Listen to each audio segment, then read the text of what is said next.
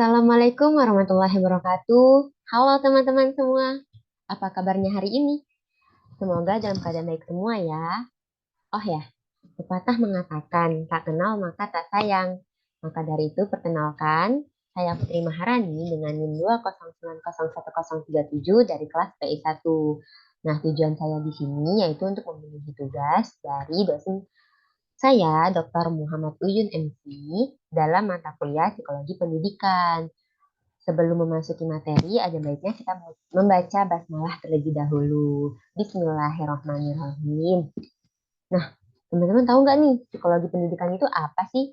Jadi, psikologi pendidikan ini terdiri dari dua kata, yaitu psikologi atau psyche yang berarti jiwa, dan pendidikan atau logos yang berarti ilmu dari bahasa Yunani. Nah, dari dua kata tersebut dapat disimpulkan bahwa psikologi pendidikan merupakan sebuah ilmu yang berisi proses-proses dan faktor-faktor yang berhubungan dengan pendidikan manusia. Gimana? Teman-teman udah paham belum nih makna dari psikologi pendidikan? Jika sudah, saya akan masuk ke materi selanjutnya yang ada di dalam psikologi pendidikan, yaitu tentang perkembangan anak usia sekolah dasar, prasekolah, dan sekolah menengah, dan praktik pembelajaran yang relevan. Materi pertama yaitu perkembangan anak prasekolah. Usia anak prasekolah kisaran 3-5 tahun atau biasa disebut sebagai usia kanak-kanak. Usia ini merupakan periode peralihan dari masa bayi ke usia anak sekolah. Periode ini juga disebut periode keras kepala. Gimana tuh periode keras kepala? Jadi, bagi teman-teman yang memiliki seorang adik di usia prasekolah, pastinya sudah tahu nih bagaimana sikap adik tersebut ketika keinginannya tidak dituruti. Mereka akan menangis, marah, dan juga berteriak sampai keinginan tersebut dituruti. Akan tetapi, jika anak tersebut diberi pengarahan dan pengertian, maka hal tersebut dapat diatasi. Lalu ada apa saja nih bentuk perkembangan yang terjadi pada anak prasekolah? Yang pertama ada perkembangan fisik. Di usia ini, penampilan maupun gerak-gerik anak mudah dibedakan. Dengan beberapa tahapan diantaranya, anak prasekolah sangat aktif dan sering melakukan berbagai kegiatan.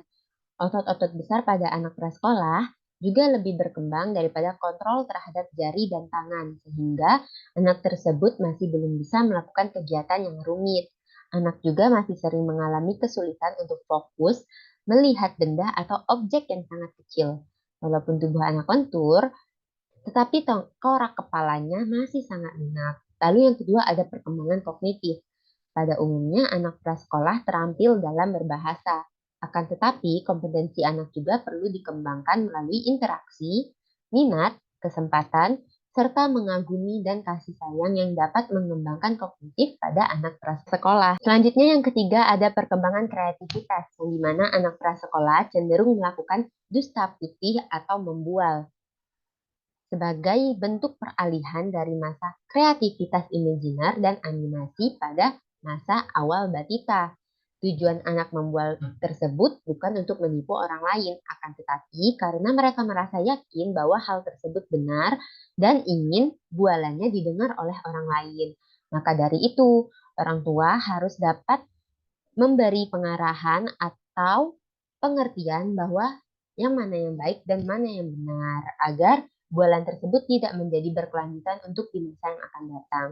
Lalu yang keempat adalah perkembangan sosial yang merupakan pencapaian kematangan dalam hubungan sosial atau proses belajar untuk menyesuaikan diri terhadap norma-norma kelompok, moral, dan juga tradisi. Perkembangan moral anak sangat dipengaruhi oleh faktor internal maupun eksternal. Lalu yang kelima ada perkembangan emosi. Nah, di perkembangan emosi ini, semakin matang emosi anak tersebut akan kian stabil pula kepribadiannya. Untuk anak prasekolah, kemampuan mengekspresikan diri ini bisa dimulai dengan mengajari anak mengungkapkan emosinya ke yang baik dan benar. Lalu yang terakhir ada perkembangan kepribadian, di mana pada usia ini anak sudah bisa nih membedakan yang mana pria dan juga wanita hanya dari penampilan mereka, baik itu dari cara berpakaian dan juga rambut dan sebagainya. Sehingga anak juga paham atas kepribadian atau gender yang mereka miliki sendiri. Nah, selanjutnya kita akan memasuki materi kedua, yaitu tentang praktik pembelajaran yang relevan dari anak prasekolah. Nah, di sini ada 4 praktik pembelajaran. Yang pertama yaitu gerakan kasar, di mana dilakukan dengan memberi kesempatan kepada anak untuk melakukan sebuah permainan atau sebuah ketangkasan dan juga kelincahan, contohnya di bidang olahraga.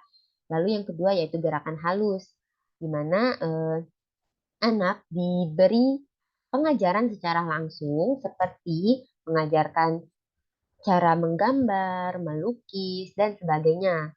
Lalu bicara bahasa dan kecerdasan, di mana anak diberi pengertian tentang sesuatu hal yang sedikit rumit. Contohnya, bagaimana eh, mengenalkan satu separuh dari kue yang akan dibagikan. Jadi anak-anak dapat paham nih bagaimana cara membagikan satu separuh kepada teman-teman yang lainnya. Lalu yaitu bergaul dan melatih anak untuk mandiri. Orang tua dapat mengajak anak-anak mereka ke tempat yang banyak anak di usia mereka sendiri, contohnya ke rumah tetangga yang memiliki anak seumuran dengan mereka. Nah, di materi ketiga yaitu perkembangan pada anak sekolah dasar. Pada usia ini, kisaran umur 6-12 tahun, anak telah memasuki dunia sekolah. Tentunya sekolah sangat berbeda dengan di rumah. Anak harus mengikuti aturan yang telah ditetapkan oleh sekolah. Nah, bagaimana nih bentuk-bentuk perkembangan yang terjadi pada anak sekolah dasar? Yang pertama yaitu fisik, di mana pada usia dasar ini pertumbuhan tubuh anak tersebut dapat dilihat dari tubuh yang meninggi, kaki dan tangan semakin panjang, serta otak yang mulai mengalami perkembangan. Hal ini dikarenakan pada fase tersebut anak mulai mengembangkan rasa ingin tahunya melalui aktivitas pembelajaran di sekolah. Lalu yang kedua, ada teori kognitif atau perkembangan kognitif, yaitu kemampuan berpikir dan menalar.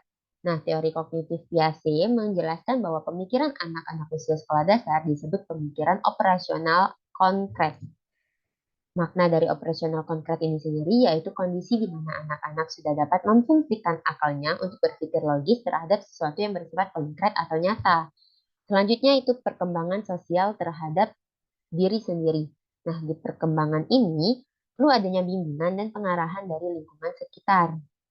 Salah satunya yaitu lingkungan sekolah, sehingga guru memiliki tanggung jawab untuk membimbing dan mengarahkan anak sekolah dasar ke arah yang lebih baik dan berkewajiban menjadi fasilitator dalam menghadapi setiap perkembangan yang dilalui oleh peserta didik atau anak di sekolah dasar. Lalu selanjutnya yang terakhir yaitu perkembangan emosi. Pada usia sekolah dasar, anak sudah mampu untuk mengatur rasa takut, marah, dan juga sedih sehingga anak dapat belajar beradaptasi dengan lingkungan di sekitarnya. Dan anak-anak juga paham mengenai hal yang baik dan buruk sehingga anak pada usia sekolah dasar eh, telah paham mengenai norma dan nilai-nilai yang berlaku di lingkungan masyarakat. Pada tahapan ini juga anak telah mampu memahami bahwa suatu penilaian yang baik dan buruk akan dapat dirubah sesuai dengan situasi dan keadaan munculnya perilaku tersebut. Lalu bagaimana nih praktik pembelajaran yang cocok untuk anak sekolah dasar? Jadi untuk anak sekolah dasar ini dapat diterapkan teori terpadu, yaitu terdiri dari 10 teori atau 10 model. Yang pertama ada model pengelompokan, model connected, model nested, model sequence, yang kelima model share, keenam model trade, lalu yang ketujuh model integrate, delapan model immerse, dan kesembilan yaitu model network, dan yang terakhir adalah model web. Dari ke-10 model di atas, yang sangat sesuai diterapkan untuk sekolah dasar yaitu model web, atau biasa dikenal dengan tematik integrate dan connect. Hal tersebut dikarenakan metode yang selama ini sering diimplementasikan pada pembelajaran di SD yaitu model Webet ini. Nah, mengapa sih harus model Webet? Pembelajaran yang didapatkan mampu untuk mengembangkan potensi siswa secara optimal sehingga pelaksanaan pembelajaran terpadu dapat ditinjau dari berbagai kecerdasan yang dimiliki oleh siswa atau multiple intelligence tersebut. Memasuki materi terakhir nih, yang ketiga yaitu perkembangan anak sekolah menengah, di mana anak usia sekolah menengah terjadi pada usia 12 sampai 18 tahun, yang biasa disebut sebagai usia remaja. Perkembangan yang terjadi pada usia ini semakin bertambah dan meningkat karena adanya faktor internal maupun eksternal. Lalu, bentuk-bentuk perkembangan pada usia anak sekolah menengah terdiri dari 4 juga nih. Lalu bagaimana sih bentuk perkembangan anak di usia sekolah menengah? Yang pertama yaitu perkembangan fisik. Nah, perkembangan fisik pada anak usia sekolah menengah dimulai dari masa pubertas, yang dimana pada masa ini terjadi perubahan fisiologis yang mengubah manusia yang belum bisa bereproduksi menjadi mampu bereproduksi. Hampir setiap organ atau sistem tubuh dipengaruhi oleh perubahan-perubahan ini atau hormon-hormon ini. Lalu yang kedua yaitu perkembangan kognitif. Jika pada anak usia sekolah dasar, pemikiran kognitif anak yaitu operasi konkret, maka pada usia ini terjadi perubahan, yaitu operasi formal. Perkembangan kognitif ini dicirikan dengan pertumbuhan pemahaman dan kemampuan yang terus-menerus sehingga terbentuknya penalaran hipotesis deduktif, yaitu penalaran yang terjadi pada tahap pemikiran operasi formal. Penggunaan pemikiran operasi formal ini berbeda-beda menurut tugas pengetahuan, latar belakang, dan juga perbedaan dari setiap individu. Lalu yang ketiga yaitu perkembangan sosial. Dalam perkembangan ini, pendapat dan sikap anak dapat berubah karena interaksi antara sesama mereka maupun dengan orang lain.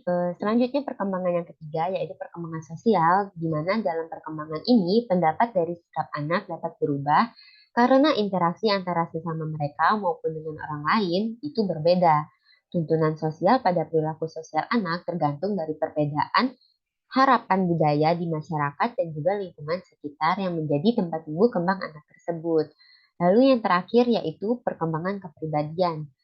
Yang pada dasarnya perkembangan kepribadian dapat diartikan sebagai perubahan perilaku individu yang muncul dalam penyesuaian diri terhadap lingkungan anak tersebut. Nah, pada anak usia sekolah menengah ini merupakan masa pencarian kepribadian atau mencari identitas diri yang bisa saja berdampak positif ataupun negatif.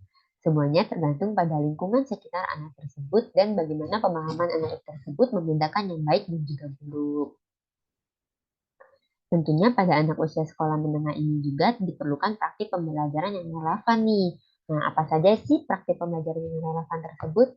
Yang pertama yaitu metode demonstrasi, di mana sarana untuk melaksanakan pembelajaran ini yaitu diawali dengan guru menyampaikan kompetensi yang akan dicapai serta menjanjikan ringkasan materi yang akan disampaikan. Lalu guru menyiapkan bahan atau perangkat yang dibutuhkan dan kemudian menunjuk salah satu siswa untuk melakukan demonstrasi sesuai situasi yang telah disiapkan. Setelah semua siswa fokus pada demonstrasi dan menganalisisnya, kemudian setiap anak akan mempresentasikan hasil analisis tersebut dan kemudian guru akan mengarahkan siswa-siswa tersebut untuk membuat kesimpulan sendiri. Yang kedua yaitu diskusi panel dan debat. Nah, kegiatan diskusi ini dilakukan dalam pembelajaran di kelas yang melibatkan sekelompok siswa untuk mencari informasi tentang topik tertentu, yang kemudian siswa menyampaikan informasi tersebut secara interaktif dalam sebuah diskusi panel dan debat yang dirancang untuk membantu siswa memahami berbagai perspektif, yakni terkait dengan topik atau isi-isi yang dibahas serta dikoordinasikan untuk dimanfaatkan oleh seluruh siswa dalam kelas melalui sesi tanya jawab untuk melengkapi informasi yang belum dikuasai. Itu semua materi yang dapat saya sampaikan yang ada di dalam psikologi pendidikan. Untuk materi-materi lainnya, teman-teman dapat melihat dari video-video yang ada di channel ini. Semuanya disampaikan oleh teman-teman saya juga yang memahami materi-materi yang ada di dalam psikologi pendidikan tersebut. Jika penasaran, jangan lupa untuk like, comment, and subscribe channel ini ya. Lalu tonton nih semua materi tentang psikologi pendidikan yang ada di mata kuliah ini. Baiklah, saya cukupkan pembahasan pada hari ini. Semoga apa yang saya sampaikan dapat menjadi manfaat dan dapat diterapkan di dalam dunia pendidikan.